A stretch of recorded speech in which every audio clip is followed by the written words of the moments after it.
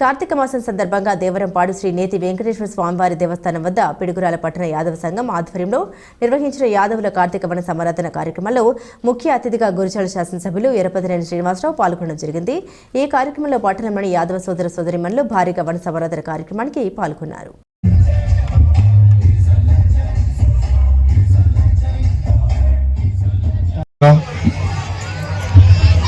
కార్తీక మాసం వచ్చిందంటేనే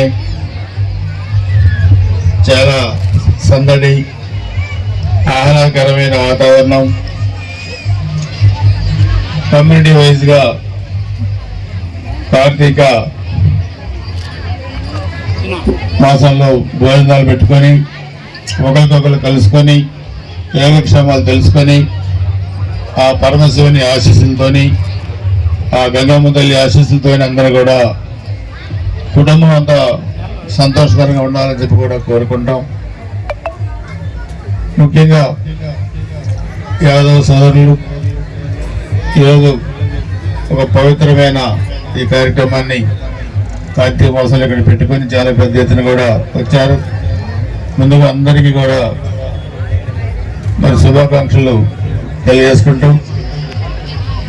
ముఖ్యంగా ఈరోజు సమాజంలో రాజకీయాల్లో కానీ ఆర్థికంగా కానీ ఒక సమాజంలో ఒక మంచి స్థాయిలో ఉన్న కమ్యూనిటీ యాదవ్ కమ్యూనిటీ. పార్టీల పరంగా చూసినా కానీ మరి అన్ని పార్టీల్లో కూడా ఇంపార్టెంట్ లీడర్స్ రాష్ట్ర స్థాయిలో దేశ స్థాయిలో కూడా ఎన్నికైన నాయకులు ఉన్నారు. మనకాడ కూడా చూస్తే మన నియోజకవర్గంలో కూడా మరి జంగా కృష్ణమూర్తి గారు 2 సార్లు ఎమ్మెల్యేగా చేశారు.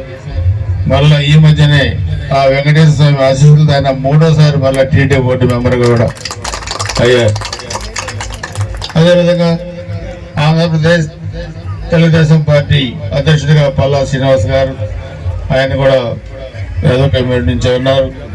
సో ఈరోజు అన్ని రంగాల్లో కూడా చూసుకుంటే ఒక సమాజంలో అత్యుత్తమమైన స్థానంలో ఉన్న కమ్యూనిటీ ఇది.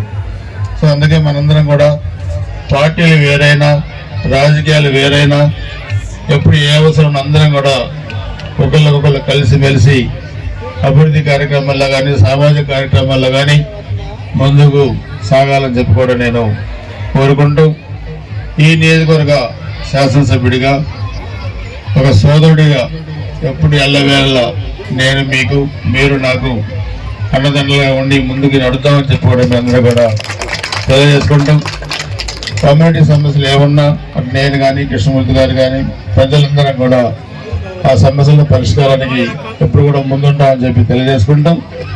ఈ పవిత్రమైన మాసం కార్తీక మాసం మనకి ఇది వచ్చిందంటేనే, ఈ మాసం వచ్చిందంటేనే చాలా ఒక పవిత్రత మనకు తెలియకుండానే మనకి కనిపిస్తూ ఉంటుంది. సో అందుకని ఒక పరమశివుని ఆశీస్సులు, గంగమ్మ తల్లి ఆశీస్సులు అందరికీ ఉంటాయి. అందరం బాగుంటాం. పల్నాడు అభివృద్ధి చెందాలి, మన అభివృద్ధి చెందాలి, మన పిల్లలు కూడా బాగా చదువుకోవాలి, వ్యాపారాలు కానీ ఎవరు ఏ వృత్తిలో ఉన్నా ఆ వృత్తిలో ముందంజ వేయాలని చెప్పి కూడా కోరుకుంటాం. అందరి దగ్గర సెలవు తీసుకుంటాను. జై హింద్.